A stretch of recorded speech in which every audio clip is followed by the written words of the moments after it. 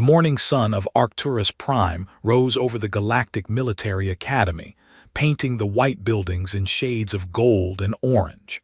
Commander Verk stood at the window of his quarters, watching the light spread across the training grounds below. He had seen this sunrise more than 70,000 times. He remembered every single one. Verk was a Kelvari, one of the oldest warrior species in the known galaxy. He stood 7 feet tall, his body covered in dark green scales that had stopped blades and bullets many times over his long life. He had 4 arms, each one capable of holding a weapon with perfect control. His eyes were yellow with black slits, and they missed nothing. For 200 years, he had served as the chief combat instructor at the academy.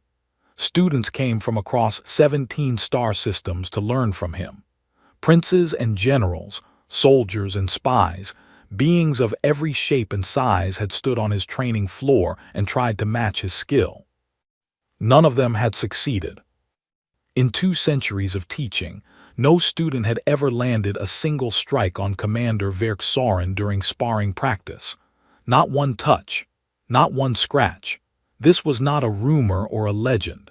It was a recorded fact, verified by the Academy's automated judging systems. He wore this record like a medal. It proved what he had always believed, that discipline, experience, and natural ability would always defeat raw effort. Some beings were simply born to fight, others were not. No amount of training could change this basic truth. On this particular morning, Verk was not thinking about his record. He was thinking about the message that had arrived from Academy Command the night before. After years of debate and negotiation, the Council had finally approved the admission of human students. Humans. Verk let out a low growl at the thought. He had studied the reports on this species. They had only discovered faster-than-light travel 30 years ago. Before that, they had been trapped on a single planet fighting among themselves like animals. They were small. They were weak. Their bones broke easily. Their skin tore like paper. They could not see in the dark. They could not hear high frequencies. They needed to sleep for 8 hours every single day just to function. By every measure that mattered, humans were one of the weakest intelligent species in the galaxy. And now they would be walking into his training hall, expecting to become warriors. Verk turned away from the window and began to dress for the orientation ceremony. He selected his formal uniform, the black fabric decorated with silver symbols that marked his rank and achievements. Each symbol represented a battle won, a student trained, a skill mastered. There were so many symbols that the uniform was more silver than black. The orientation was held in the Grand Hall, a massive room with walls of polished stone and a ceiling that showed a live image of the stars outside. Hundreds of new recruits stood in neat rows, arranged by species. Verk walked among them, studying each group with a critical eye. The Torvians were easy to spot. They stood 8 feet tall, their bodies packed with muscle, their skin a deep shade of blue. They were natural warriors, strong and disciplined. Verk had trained many Torvians over the years. They learned slowly but fought hard. The Meekith were smaller but no less impressive. Their bodies were covered in natural armor, a black exoskeleton that could stop a knife blade. They thought in patterns and angles, approaching combat like a mathematical problem. Verk respected their precision. There were Sylvani with their 4 eyes and quick reflexes. There were Droth with their thick hides and powerful tails. There were a dozen other species, each one bringing some natural advantage to the art of war. And then there were the humans. They stood at the back of the hall, a group of 12 wearing simple gray uniforms. Verk walked toward them, his 4 arms clasped behind his back. The humans watched him approach with expressions he found difficult to read. Some looked nervous, some looked excited. One of them, he noticed, looked neither. She was a young woman, small even by human standards. She could not have been more than 5 feet tall. Her hair was black and cut short. Her skin was brown and there was a thin scar running across her left eyebrow. She stood perfectly still, her back straight, her hands at her sides. but it was her eyes that caught his attention. They were dark brown, almost black, and they were watching him with an intensity that seemed wrong for such a small creature. There was no fear in those eyes, no excitement, just focus. Verk stopped in front of the human group. He looked down at them from his full height, letting the silence stretch. "I am Commander Verk Sauron," he said. His voice was deep and rough, like stones grinding together. "I have trained warriors for 200 years. I have seen species rise and fall. I have watched empires crumble and new ones take their place. In all that time, I have learned one simple truth." He paused, making sure every human was listening. Combat is not about desire. It is not about courage. It is not about how badly you want to win. Combat is about capability. Either you have the physical tools to fight or you do not. No amount of wanting will grow you claws. No amount of training will thicken your skin. He let his gaze move across the group, stopping briefly on each face. "You are humans, you are soft, you are slow, you are fragile. The galaxy did not design you for war. It designed you for survival, and barely that. You will find my classes difficult. Many of you will fail. This is not cruelty. This is simply the truth." Most of the humans looked down or away. A few clenched their jaws in anger. One tall man in the back looked like he wanted to argue. But the small woman with the scar did not react at all. She simply continued to watch him with those dark, focused eyes. Her expression had not changed. Verk felt something strange in that moment, a tiny flicker of curiosity. He pushed it aside. "Report to Training Hall 7 at dawn tomorrow," he said. "Do not be late." He turned and walked away, already putting the humans out of his mind. They would wash out within a month, 2 months at most. He had seen it happen countless times with weaker species. But as he left the Grand Hall, something made him glance back over his shoulder. The small woman was still watching him, still perfectly still, still showing nothing on her face. Her name, he would learn later, was Corporal Enyone Vasquez. And she was about to teach him something he had forgotten long ago. The weeks that followed were exactly as Verk had predicted. The humans struggled. They struggled with everything. The basic endurance test required students to run for 3 hours without stopping. The Torvians finished easily. The Meekith clicked along on their armored legs without complaint. The humans collapsed after 90 minutes, their bodies covered in sweat, their lungs burning for air. The strength exercises were worse. Students had to lift weighted blocks above their heads while standing on unstable platforms. A Torvian could hold the position for an hour. A human could manage perhaps 10 minutes before their arms began to shake and their balance failed. Combat drills exposed every weakness. Human reaction times were slower than almost every other species. Their reach was shorter. Their strikes lacked power. When a Sylvani punched, the blow could crack stone. When a human punched, it barely left a bruise. Verk watched all of this with grim satisfaction. He was not a cruel instructor. He did not enjoy seeing students fail. But he believed in truth, and the truth was clear. Humans did not belong in his academy. 3 of the 12 humans quit within the first 2 weeks. They packed their belongings and took transport ships back to Earth, their dreams of becoming galactic warriors broken. Verk noted their departure in his records and thought nothing more of it. 2 more humans were injured during training and had to withdraw. One broke his leg during a fall. Another tore something in her shoulder that required months of healing. The medical staff did what they could, but human bodies simply could not take the punishment that other species endured. By the end of the first month, only 7 humans remained. Enyone Vasquez was one of them. Verk began to notice her during the 3rd week. Not because she was succeeding where others failed. She was not. Her test scores were average at best. Her physical performance was nothing special. She fell down. She got hurt. She lost every sparring match she entered, often within seconds. What made him notice her was something else entirely. She never stopped. Every morning, Verk arrived at Training Hall 7 exactly 1 hour before dawn to prepare for the day's lessons. On the first day of the third week, he found Enyone already there. She was practicing basic defensive movements, repeating the same sequence over and over in the dim light. He watched her from the doorway without speaking. Her form was wrong. Her timing was off. She made the same mistakes again and again. But she kept going, her face tight with concentration, sweat dripping from her chin. The next morning she was there again, and the morning after that, and every morning that followed. Verk began to pay attention to her schedule. He learned that she trained for 2 hours before his class started. She attended every lesson, even the optional ones. She stayed for an hour after the other students left, and then, late at night, she returned to practice alone until her body gave out. She was sleeping perhaps 4 hours a day. She was pushing herself to the edge of collapse, and she was doing it all without complaint, without asking for help, without showing any sign that she expected special treatment.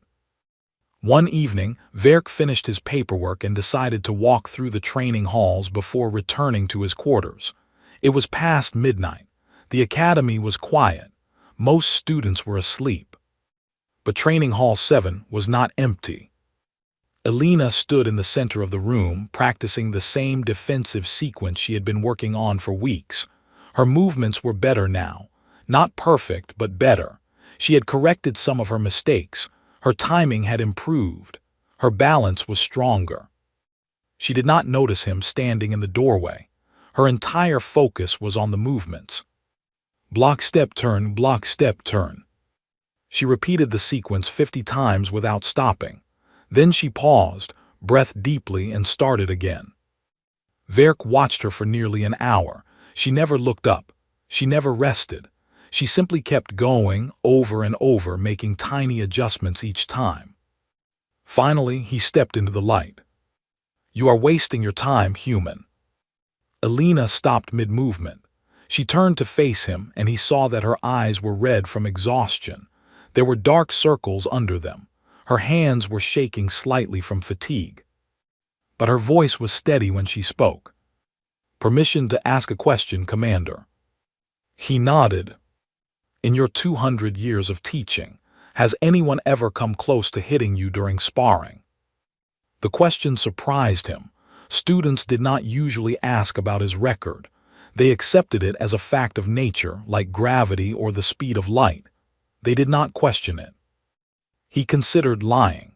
He considered telling her that many students had come close, that his record was simply the result of narrow victories and lucky dodges. But Verk had never been a liar. "No," he said, "no one has ever come close." Enyone wiped the sweat from her face with the back of her hand. She looked at him for a long moment, and something changed in her expression. Not anger, not frustration, something else, something that looked almost like anticipation. "Then you have never really been tested," she said. The words hung in the air between them. Verk felt his scales tighten. It was an automatic response, a sign of agitation that he had learned to control centuries ago. But for some reason, this small human with her simple words had triggered it. "You think you can test me?" he asked. His voice was quiet, dangerous. "Not yet," Enyone said, "but I am going to keep training until I can." She held his gaze for another moment. Then she turned back to the center of the room and began her sequence again. Block, step, turn, block, step, turn. Verk stood there for a long time, watching her. He told himself that she was foolish, that her confidence was misplaced, that no amount of training could overcome the gap between their species. But as he walked back to his quarters that night, he found that her words would not leave his mind. "You have never really been tested." He had been the best for 200 years. He had defeated every opponent. He had earned every honor. His record was perfect. And yet, for the first time in longer than he could remember, Commander Verk Soren felt something that might have been doubt. After that night, Verk found himself watching Enyone more closely during training. He told himself it was simply professional interest. He told himself he was studying a curiosity, nothing more. But deep down, he knew there was something else driving his attention. He wanted to understand how she thought. The more he watched, the more he realized that Enyone learned differently from any student he had ever trained. When a Torvian failed at a technique, they would repeat it exactly the same way, trusting that repetition would eventually lead to success. When a Meeketh failed, they would analyze the physics of their movement and make small, calculated adjustments. Enyone did neither of these things. When she failed, she studied her failure like it was a gift. She would pause, close her eyes, and think. Sometimes she would ask other students to demonstrate the technique again so she could watch from different angles. Sometimes she would record herself and play back the footage, comparing her movements to the instructor's demonstrations frame by frame. And then she would try something completely different. It was not random. Verk could see that now. Every change she made was based on something she had observed. She was collecting data, building a model in her mind, testing theories about why her body worked the way it did and how she could make it work better. During a grappling exercise, Verk watched her lose to a Silvani student 3 times in a row. The Silvani was faster and had better reflexes. By every standard measure, Enyone should have had no chance. On the 4th attempt, she did something Verk had never seen before. The Silvani lunged at her, expecting an easy victory. Enyone grabbed his arm and twisted her own body in a strange direction, pulling the Silvani off balance. But his grip on her shoulder was too strong. Her arm bent at an unnatural angle, and Verk heard a wet pop as her shoulder dislocated. Enyone did not scream. She did not stop. Using her one good arm and the momentum of the Silvani's confusion, she swept his legs and dropped him to the ground. Then, before he could recover, she slammed her dislocated shoulder against the floor. Another pop, the joint snapped back into place. She stood up, flexed her arm to test it, and nodded to the Silvani to indicate she was ready to continue. The Silvani stared at her with all 4 of his eyes wide with shock. He had never seen anything like this. Neither had anyone else in the room. Neither had Verk. He dismissed the class early that day. He needed time to think. That evening, he accessed the Academy's database and began researching human physiology. What he found surprised him. Humans were indeed weak by galactic standards. Their bones broke easily. Their muscles tired quickly. Their senses were dull. But they had other qualities, strange qualities. Humans could run for longer than almost any species without stopping. Not fast, but far. Their ancestors had hunted prey by simply following it until it collapsed from exhaustion. Humans could recover from injuries that would cripple other species. Their bodies healed quickly and adapted to damage in ways that seemed almost impossible. And humans had a nervous system that could ignore pain under certain conditions. When their survival was threatened, they could push through levels of physical trauma that should have rendered them unconscious. Verk sat back in his chair and considered what he had learned. These were not the qualities of a warrior species. A true warrior species was born with claws and fangs and armor. A true warrior species did not need to adapt because it was already perfectly designed for combat. But humans were not designed for combat. They were designed for something else, something that had no name in any galactic language. They were designed to refuse to lose. The next morning, Enyone arrived at the training hall before dawn as usual. Verk was waiting for her. "I watched you yesterday," he said, "with the Silvani." Enyone nodded but did not speak.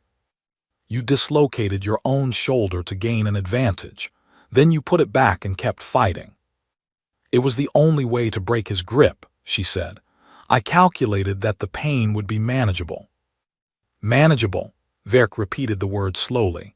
"Most species would have surrendered the moment the joint separated. The pain alone would have been too much." Enyone shrugged with the shoulder she had dislocated. It seemed to work normally now. Pain is information, she said. It tells you something is wrong, but once you know what is wrong, you do not need the pain anymore. You can choose to ignore it. Verk stared at her for a long moment. That is not how biology works. It is how human biology works, Commander. We are very good at ignoring things that try to stop us. She walked past him to the center of the training hall and began her morning practice. Block, step, turn, block, step, turn. Verk watched her for several minutes. Her form had improved significantly over the past weeks. She was still not as fast or as strong as the other species, but there was something different about the way she moved now. Something more efficient, more purposeful. She had been studying him, he realized, watching his demonstrations, analyzing his techniques, and she had been adapting what she learned to fit her own body. He found himself curious about what she would look like in another month, another year. How much could a human improve if they simply refused to stop trying? The thought was interrupted by Elena's voice. Commander, I would like to make a request. Verk raised one of his brow ridges. Speak. Elena turned to face him. Her expression was calm, her voice steady. I request a sparring match with you. The training hall fell silent. A few early students who had arrived froze in place, unable to believe what they had heard. Verk felt his scales tighten again. You want to fight me, he said. I want to test myself against the best, Elena replied. There is no better way to learn. You will lose. Probably. You may be injured. Possibly. Verk studied her face, looking for signs of arrogance or foolishness. He found neither. She was not challenging him to prove something. She was not trying to embarrass him or make a name for herself. She simply wanted to fight him because fighting him was the hardest thing she could do. And humans, he was beginning to understand, were drawn to hard things. Against every instinct, against 2 centuries of experience telling him this was a waste of time, Verk made his decision. 1 week, he said, prepare yourself. Elena nodded once. I will, Commander. And in that moment, watching the small human woman return to her practice, Verk felt something he had not felt in a very long time. He felt uncertain about the outcome of a fight. Word of the match spread across the academy like fire through dry grass. By the end of the first day, every student and instructor knew what was going to happen. By the end of the second day, the news had reached the Admiralty itself. A human had challenged Commander Verk Soren. Some thought it was a joke. The idea of a small, fragile human fighting the greatest combat instructor in 17 star systems seemed absurd. It was like a prey animal challenging a predator. It was like a candle challenging the sun. Others thought it was arrogance. The humans had only been in the galaxy for 30 years. They did not understand how things worked. They did not know their place. This human girl needed to be taught a lesson, and Verk would teach it to her. But a few, a very small few, were curious. They had heard stories about the human woman who trained 20 hours a day. They had seen her dislocate her own shoulder and keep fighting. They had watched her fail and fail and fail, and never once ask for mercy. These few wondered if something interesting might happen. Elena spent the week preparing in her usual way. She trained before dawn. She attended every class. She practiced late into the night. But now there was a new focus to her movements. She was not just learning techniques anymore. She was building a strategy. She studied every recording of Verk she could find. She watched him spar with students, with other instructors, with visiting warriors from distant systems. She watched him win 1,000 times without ever being touched. And she looked for patterns. Every fighter had patterns. It did not matter how skilled they were. Every living creature developed habits, preferences, tendencies. The key was finding them. Verk was disciplined. His movements were perfect. But that perfection was itself a pattern. He always responded to attacks in the optimal way. He always chose the most efficient counter. He never did anything unexpected because unexpected moves were inefficient. Enyone smiled when she realized this. Verk's greatest strength was also his greatest weakness. He had never needed to be unpredictable. He had never needed to take risks. He had always been able to win by simply being better than his opponents. He had never faced someone who was willing to trade pain for opportunity. He had never faced someone who would accept injury to create an opening. He had never faced someone who did not fight to avoid losing. Humans did not fight to avoid losing. Humans fought to win. There was a difference. The day of the match arrived. Training Hall 7 had been transformed. Extra seating had been brought in to accommodate the crowd. Instructors filled the front rows. Students packed the back. Members of the Admiralty sat in a special section, their uniforms decorated with medals and honors. Everyone wanted to see what would happen. Verk entered first. He wore simple training clothes, black and undecorated. He did not need symbols to prove who he was. His scales gleamed under the lights. His 4 arms hung loose at his sides. His yellow eyes scanned the crowd without emotion. Then Enyone entered. She looked small. That was the first thing everyone noticed. Surrounded by beings twice her size, she looked like a child who had wandered into the wrong room. Her training clothes were the same gray as every other human student. Her hair was pulled back tight. Her face showed nothing. She walked to the center of the ring and bowed to Verk. He returned the bow. The automated judge announced the rules: standard sparring, first clean strike wins, no weapons, no killing blows. The crowd fell silent. Enyone moved first. It was a mistake. Everyone knew it was a mistake. You did not attack Verk. You waited for him to attack you and then you tried to survive. That was the only strategy that made sense. But Enyone did not want to survive. She wanted to learn. She came at him fast, faster than Verk expected from a human. She threw a strike at his midsection, and he blocked it easily with one of his lower arms. She twisted and aimed a kick at his knee, and he stepped aside without effort. She attacked again, and again, and again. Each attack was different. Each one came from a new angle at a new speed with a new target. She was not trying to hit him. She was testing him, gathering data, watching how he responded to each type of assault. Verk realized what she was doing, and for the first time in the match, he felt a flicker of concern. She was reading him. The minutes passed. Enyone kept attacking. Verk kept defending. The crowd began to murmur. This was not the quick victory they had expected. The human was still standing. The human was still fighting. Verk decided to end it. He launched a counterattack, moving with the speed and precision that had made him legendary. His upper right arm swept toward her head while his lower left arm aimed for her ribs. It was a combination that had defeated 1,000 opponents. There was no way to block both strikes at once. Enyone did not try to block either one. Instead, she stepped forward directly into the attack. His upper arm passed over her head as she ducked. His lower arm struck her ribs and he heard bone crack, but she was already moving, twisting inside his guard, using his own momentum against him. She got behind him. For a single heartbeat, she was in his blind spot. Her hand shot forward, palm open, aimed at the base of his skull. The crowd gasped. Verk spun, all 4 arms moving to defend. He was fast, incredibly fast, the fastest being in the academy. But Enyone was faster by a fraction of a second. Her palm stopped 1 inch from his throat. She held the position for a moment, looking up into his yellow eyes. Then she stepped back and lowered her hand. Contact, the automated judge announced. Victory to Corporal Enyone Vasquez. The hall erupted in chaos.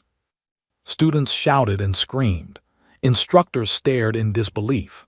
The Admiralty members spoke rapidly to each other, their faces showing shock and confusion. Enyone stood in the center of the ring, One hand pressed against her broken ribs, her breath coming in short gasps. But she was smiling. Not a smile of triumph, not a smile of pride. A smile of satisfaction. She had learned what she wanted to learn. Verk stood frozen for a long moment. Then slowly he began to laugh. It was a deep, rumbling sound that silenced the crowd. No one had ever heard Commander Verk Soren laugh before. He looked down at the small human woman who had just ended his perfect record. "You pulled your strike," he said. "You could have finished the blow." Enyone nodded, still pressing her ribs. "I did not come here to hurt you, Commander. I came here to learn." Verk laughed again, and this time there was something different in the sound, something that might have been respect.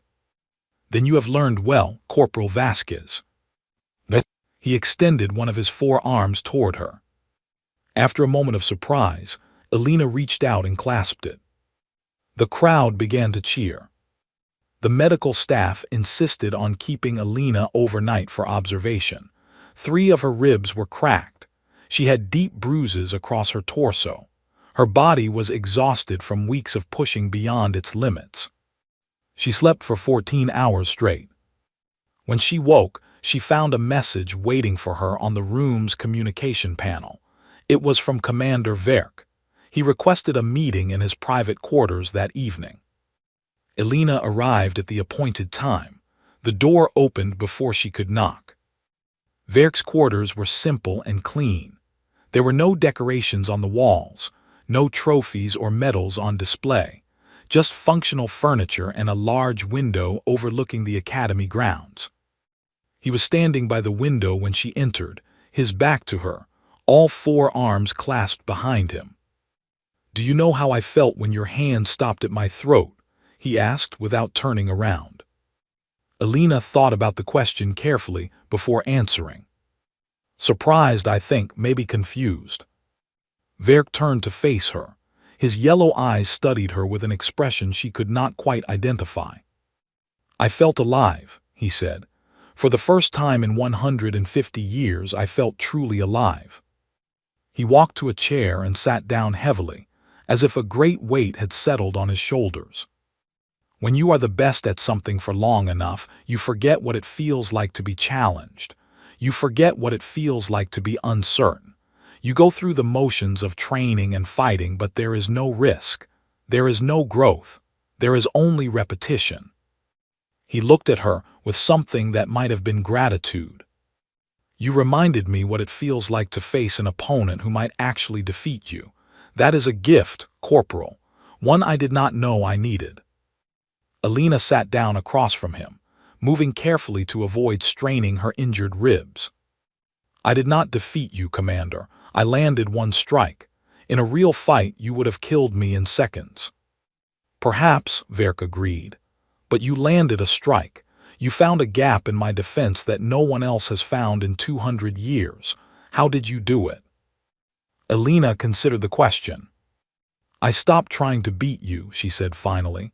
"I knew I could not match your strength or speed or skill, so instead I tried to understand you. I watched you fight for weeks. I studied your patterns, and I realized something." "What?" "You always make the optimal choice. Every time. You respond to attacks in the most efficient way possible. It is what makes you so difficult to defeat." Verk nodded slowly, and this was a weakness. "It was a pattern," Enyone said, "and patterns can be predicted. I knew that if I attacked in a certain way, you would respond in a certain way. So I planned my final move based on where I knew you would be, not where you were." Verk was silent for a long moment. Then he leaned back in his chair and let out a breath that seemed to carry centuries of tension with it. "Humans," he said quietly, "I underestimated your species." "Most people do," Enyone replied. "We are used to it." She straightened in her chair, wincing slightly at the pain in her ribs. "Can I tell you something, Commander? Something I learned growing up on Earth." He nodded. "Humans are not strong. We have no claws, no armor, no venom. For most of our history we were prey. Every predator on our planet was faster than us, stronger than us, better armed than us. She met his eyes directly. But we survived. We survived because we learned something that no other species on our planet learned. We learned how to refuse to give up. She stood and walked to the window, looking out at the stars. When a human is knocked down, we get back up.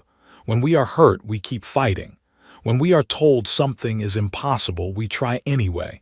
It is not courage, it is not strength, it is something else, something we do not even have a word for. She turned back to face him. You asked me how I landed that strike. The real answer is that I was willing to accept broken ribs for the chance to reach your throat. A Torvian would not do that. A Meekith would not do that. They are too logical, too careful, too unwilling to damage themselves for an uncertain outcome. And you were willing, Verk said. Humans are always willing, Enyone replied. That is our nature. We will trade pain for opportunity every single time. We will endure anything if we believe there is even a small chance of success. She smiled slightly. You have been undefeated for 200 years, Commander. You have never known what it feels like to be the weaker fighter. You have never experienced what it is like to stand against something stronger than you and fight anyway, knowing you will probably lose. And you have experienced this, Verk said. Every human has, Enyone replied. We grow up surrounded by things that are bigger and stronger and faster than we are. We learn to keep going anyway. It is the first lesson we ever learn. Verk was quiet for a long time. The stars wheeled slowly past the window as the Academy station rotated through the void. Finally, he spoke. I have decided to make a recommendation to the Academy Council. Enyone waited. I am going to request that you be promoted to the rank of Assistant Instructor. You will help me train the combat classes. You will teach others what you have taught me. Enyone's eyes widened. Commander, I am still a student. I have not even completed basic training. You landed a strike on me, Verk said simply. That is qualification enough. He stood and extended one of his arms toward her. Do you accept? Enyone looked at his hand, then at his face. She saw no mockery there, no tricks, only the offer of an equal meeting an equal. She clasped his arm. I accept, Commander. Verk nodded once. Then report to Training Hall 7 at dawn.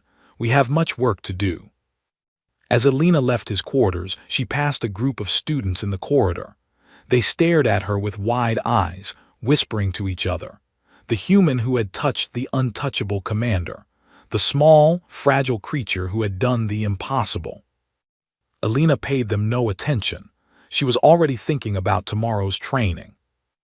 In the years that followed, the story of Enyone Vasquez spread across the galaxy. It became a legend, then a lesson, then a warning. And among the many species who heard the tale, a simple saying began to circulate. Never underestimate a human. Not because they are strong, not because they are fast, not because they are clever or dangerous or skilled. Underestimate them, never because they have forgotten how to quit. And in a galaxy full of warriors born with claws and armor and strength, that simple refusal to surrender was the most terrifying weapon of all.